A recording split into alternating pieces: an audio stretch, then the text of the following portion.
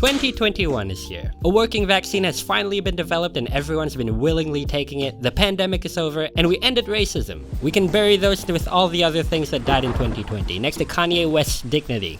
Okay, I'm joking. Kanye's dignity died much earlier than that. Welcome to the Kyber Q Show. If monthly top 10 videos are your thing, this is the place to be. It's been a pretty crazy year for all of us, but if you're watching this, you made it through, and you deserve a medal for it. Got out a handful of review videos this past year, and while I didn't get to do as many as I was hoping for, I'm really happy with the time and level of quality we put into each one. And we even released a new animated short that I was super happy with. Overall, it was a pretty solid year for the channel, and hopefully I can keep the momentum going. I'm excited to share with you guys what I have in store for this year, but before that, it's time for my year-end wrap-up video that I decided to start doing to mark the end of each season of the Kyber Q Show. At least, that's the plan so far. Let's hope season 3 is a big one. With cinemas shutting down last year, big releases getting delayed, and the halting of most big movie productions, there was just this gargantuan shift in the film industry. But with the new focus on streaming and digital platforms, there definitely wasn't a shortage of quality cinema to be enjoyed from the comfort of your own home. I watched a lot of movies last year, and I'm here to give you the cream of the crop in my list of the top 10 movies of 2020.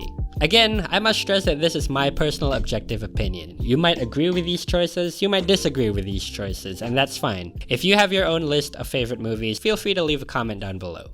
Or better yet, make your own top 10 video. Cue the Sizzle Reel. 你就是个内心残缺的人。 Just because we keep living doesn't mean we stop learning. It's all meaningless, right? I hope it's not all meaningless. I just want to be normal people again.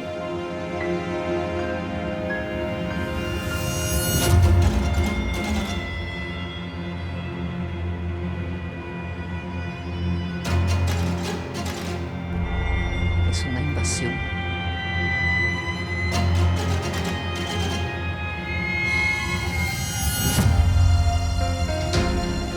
He's close now.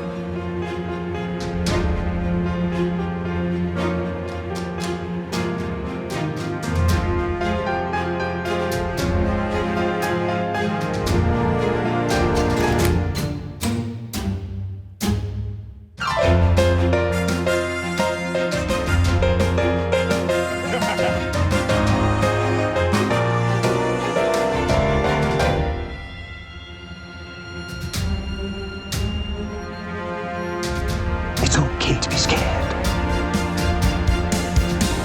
We're the last true believers.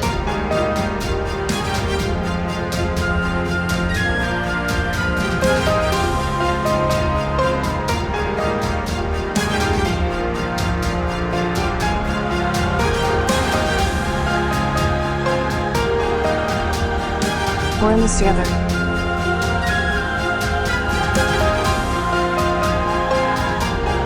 Be excellent to each other. Party on, dudes. This is a remarkable day.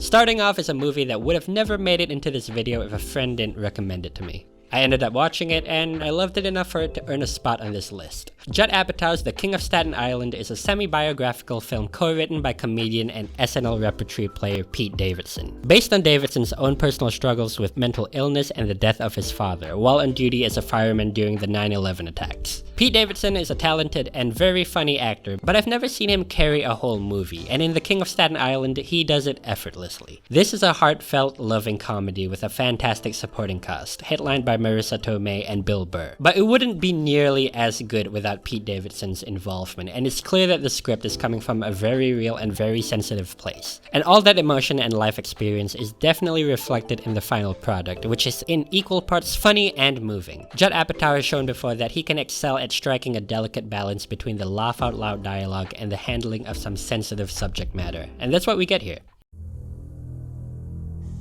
During the big movie purge of 2020, there were a lot of big horror releases that got delayed. Movies that I was really looking forward to. Halloween Kills, Quiet Place Part 2, The Conjuring 3, Candyman, and even in a normal movie year, it's always slim pickings when you're a horror fan. Every year, we get movie after movie of just cheap, mindless jump scare drivel. Maybe a handful of mediocre ones, and if we are lucky, a truly exceptional one. And that's what we get in Remy Weeks' His House, which kind of flew under the radar for a lot of people. The movie follows a South Sudanese refugee couple who are granted probational asylum in the UK, where they have to stay in a rundown, decrepit house with peeling walls, which is unfortunately the reality for a lot of government-subsidized housing for refugees. But despite having narrowly escaped their war-torn village and surviving the treacherous boat ride, the movie explores the terrifying implications that even after refugees find asylum, the worst is often behind them. On top of the couple already struggling to adjust to their surroundings, suffer the racism from the town's inhabitants, and endure the veiled aggression from their caseworkers, they also have to deal with a supernatural entity lurking beneath the surface of their new home. The movie essentially uses horror as a lens to represent the refugee experience and the trauma that comes with it.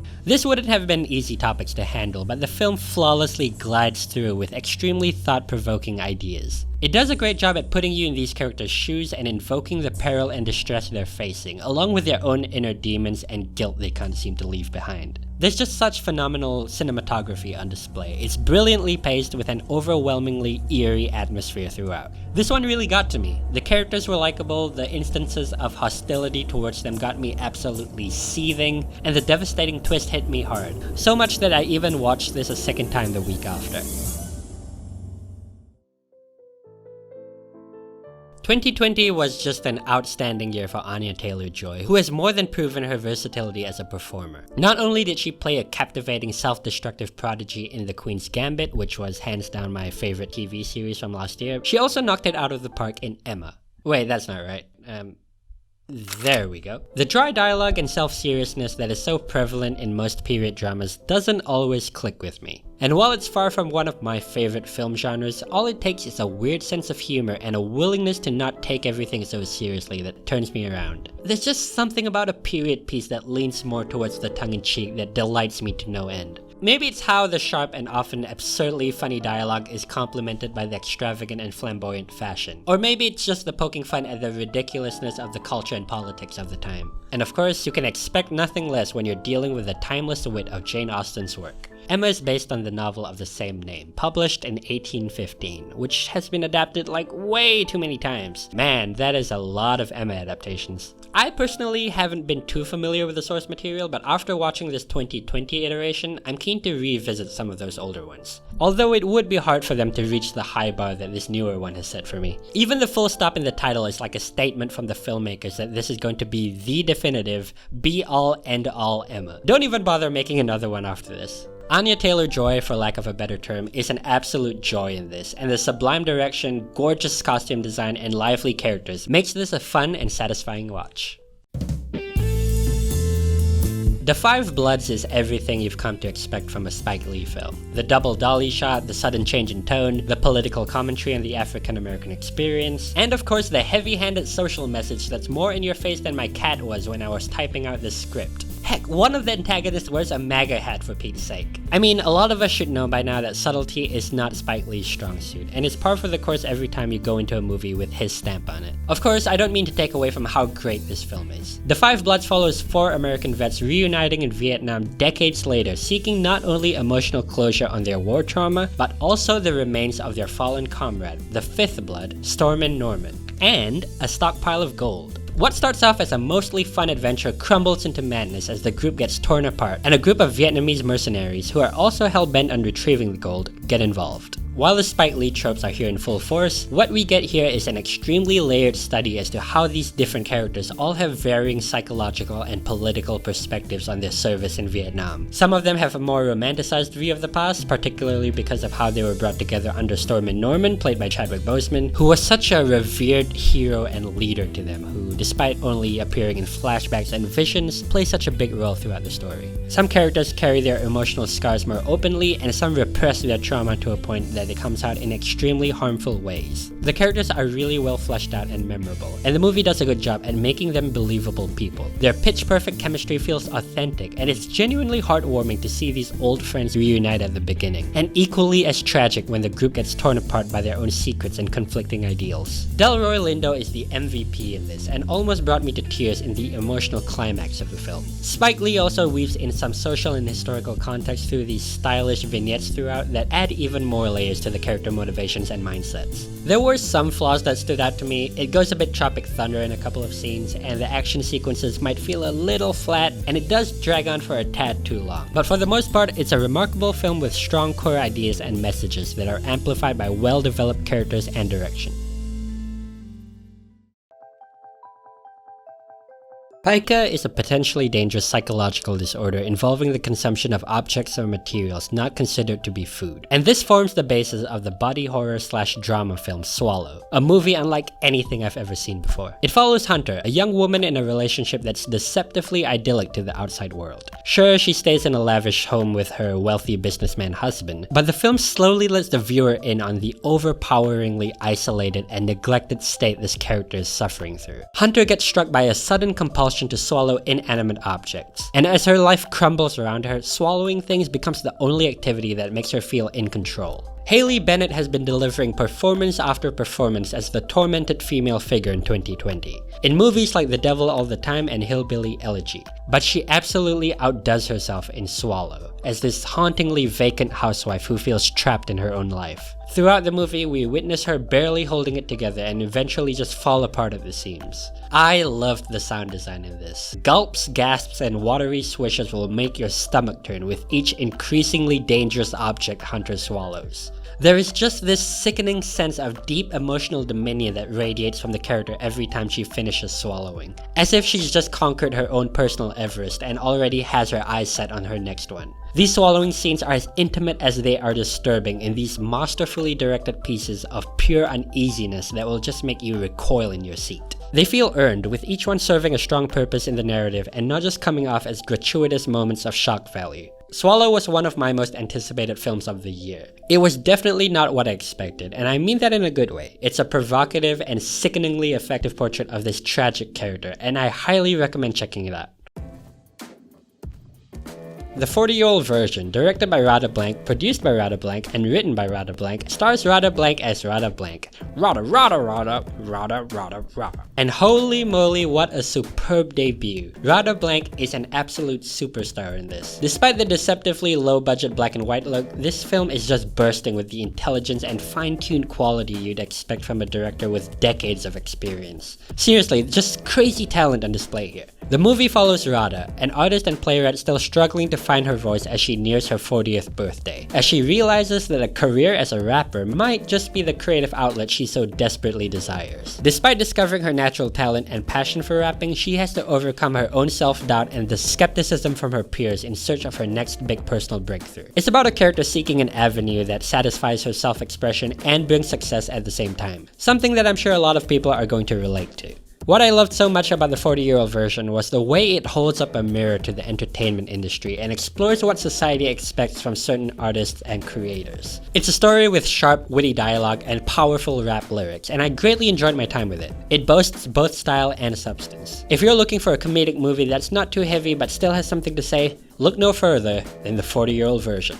And no, I'm not talking about the Steve Carell movie.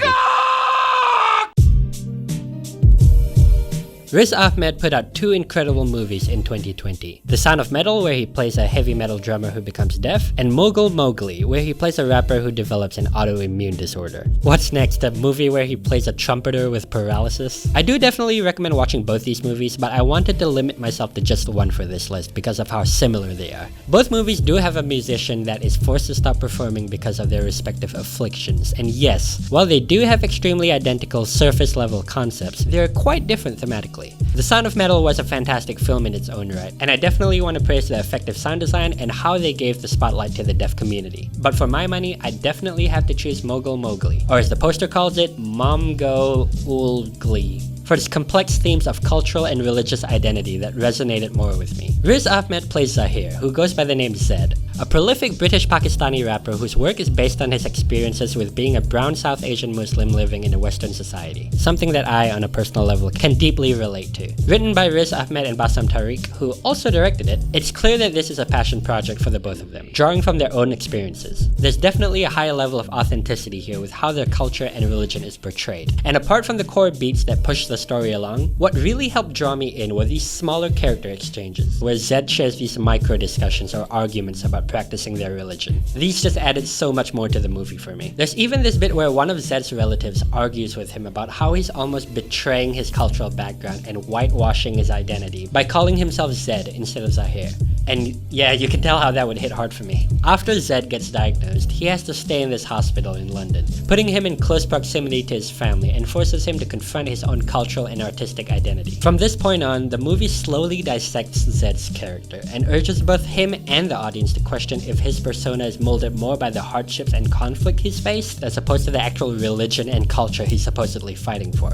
There is a sense that he's focused so much on the struggle that he's lost touch with the reason he's fighting. Mogul is a marvelous movie that nails its character dynamics and even skirts the line of abstract storytelling. It's a relatively small, overlooked indie film that makes big steps in how these ideas can and should be handled and normalized in film. So less of this and more of this, please. After two laughable false starts for Universal's proposed Dark Universe, it finally took Blumhouse Productions to go back to the roots of what made these horror icons so great. Well, the horror. Not the grand action spectacles they were trying so desperately to force into a superhero-style cinematic universe. They even had their own version of S.H.I.E.L.D. with Russell Crowe's Dr. Jekyll as the Nick Fury of this universe. Oh, younger man. Enter Lee Whannell's The Invisible Man.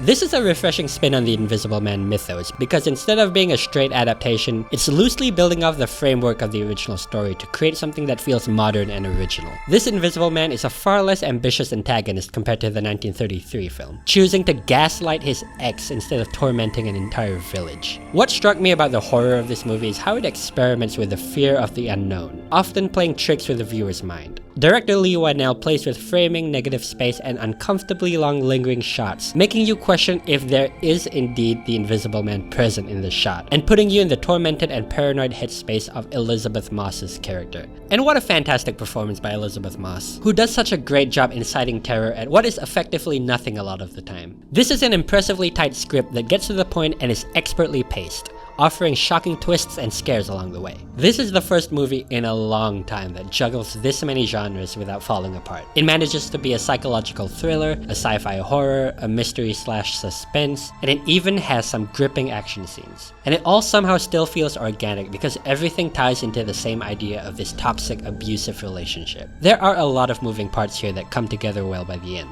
The Invisible Man is a must-watch for horror fans. There's just this foreboding sense of uneasiness and dread from start to finish, stemming from an unhinged villain that you can't even see coming. Now this is how you reinvent an iconic horror character for the modern day. If you have an Amazon Prime account, please go watch One Night in Miami as soon as you can, and just do yourself a favor and avoid that extremely misleading trailer. I'm not sure who edited this, but it just does not represent the movie at all. It's made to look like this is some sprawling political team-up caper or something, when the movie is actually a much more straightforward character-driven drama that takes place in a hotel room over the course of a single night. For those of you who haven't heard of this, One Night in Miami is a fictitious account of a meeting between four prominent African-American historical figures: Muhammad Ali, Malcolm X, Jim Brown, and Sam Cooke. This is a very focused character study of these four, with each actor portraying their respective roles tremendously. Just spot on casting here. Eli Gorey, the actor playing Muhammad Ali, was a standout to me in how he so accurately embodies everything, from the silhouette to the speech patterns to the gait of the boxing legend. I mostly knew about Muhammad Ali and Malcolm X and wasn't too familiar with Jim Brown and Sam Cooke, but the movie got me fascinated by their histories too, and it wasn't long before it stirred me to go down a black hole of historical documentaries to learn more about them. One Night in Miami is not only a captivating snapshot of the civil rights movement at the time, but also who these figures were and what they stood for. It just seems like everybody involved did their research on these four figures, because there's such an impeccable level of authenticity and weight to every line of dialogue. Even though a lot of this movie is is fictionalized, it just feels real. It feels true to what would have been said and done if this hypothetical meeting did actually exist. Now, a movie that just shows 4 characters chatting in a hotel room seems like a small idea on paper, but director Regina King just elevates every moment with the sense of gravitas and weight that a story like this deserves. This is set very precisely during a cultural crossroads in American history. The night leading up to when Cassius Clay publicly announces his conversion to Islam and the changing of his name to Muhammad Ali. And it explores his mindset at the time, including both his motivations and reservations with the decision. They could have easily just made this a Muhammad Ali movie. He is easily the most prolific and well-known figure of the 4, but the movie spends equal time developing each of them, including how they present themselves to the public versus how they are behind closed doors, and how they interact differently with different people, even to each other. It just feels so personal and intimate. You really get a clear understanding as to how these very different characters viewed these social issues and how they thought they fit in American society. Some have more militant views, some are more inclined to avoid conflict. And ultimately, they do truly feel like real friends who care about each other and want what's best for each other, even if their politics were at odds. This was such an important, phenomenal film carried by the chemistry and performances of 4 wonderful actors, and it's something you definitely don't want to miss. Also, just a quick aside, can we stop playing stereotypical Middle Eastern music every time there's a prayer scene in a movie? That's like the equivalent of when old movies used to play a gong sound effect every time an Asian character shows up on screen. Let's stop doing that. Before we move on to my number 1, here are some quick honorable mentions. Now, I would talk a little more about each of them, but this video is going to be 2 hours long if I do. There's been a bit of a trend with recent Pixar movies in that whenever there are 2 of them released really close to the other, one of them turns out okay, and the other one will be an absolute masterpiece. I did really enjoy Onward, but it is by far the weaker film compared to Soul, which was just a triumphant achievement of emotion and visual storytelling, and my number 1 movie of 2020. Pixar has been raising the bar of their technical craft with each and every movie they put out, and Soul is no exception. It's just overflowing with clever and stunning imagery. There's the juxtaposition of the simplistic and ethereal minimalism of the afterlife with the exceptionally realistic, gritty textures of New York. There's the mix of cartoony expressiveness and emotional groundedness of the animation. This film was a sight to behold, and Pete Docter and his team really employed some next-level wizardry to make this world come to life. Just from a technical standpoint, Soul excels in every facet. The crowd animation, the backgrounds, the effects animation, the character acting. Just fantastic stuff here, guys. Pixar is also known to be constantly pushing the envelope of the animated family film. I was actually quite surprised by what they got away with in this. Soul doesn't talk down to its audience with its heavy themes of existentialism and disillusionment. It's a story about life and death that doesn't pull its punches and doesn't sugarcoat things. It's about the joys and wonders of life as much as it is about the hardships and suffering that comes with it. The people closest to you might be the ones who give up on you. People are going to lose sight of their dreams. People are going to go on to live empty, unfulfilling lives. You're going to feel like you're not where you should be in life. You're going to question your purpose and self-worth. You can work hard and have the best of intentions, and things still aren't going to work out the way you wanted. And that's okay. And for this to be brave enough to tackle these topics but still manage to be an uplifting and enlightening experience by the end is nothing short of extraordinary. Another aspect that really surprised me was just how low-key and refrained this movie is. It's very light on goofiness and slapstick, and it's definitely one of Pixar's most character-driven, dialogue-heavy stories. It definitely wasn't what I expected, and I was blown away by just how daring and bold it was. A movie like Soul is what happens when a team of top-of-their-game storytellers, animators, engineers, sound designers, musicians, and technicians get together to make something meaningful. This is an instant classic and one of Pixar's best works. It's effortlessly charming, visually elegant, funny, smart, and after a rough year like 2020, this is going to provide some perspective on wherever you're at in life, and put a smile on your face at the same time. Thanks for watching, folks. This video took a lot longer than I expected, but I hope it was worth the wait. If I failed to mention any notable movies from 2020 that you really liked, let me know in the comments below. I'm curious to know how many of these movies you've seen and what your favorite movie of 2020 was. If you're into my stuff, then be sure to subscribe so you don't miss out on any future videos. In the meantime, here are some other videos of mine that you might like. Take care, everyone. Love you.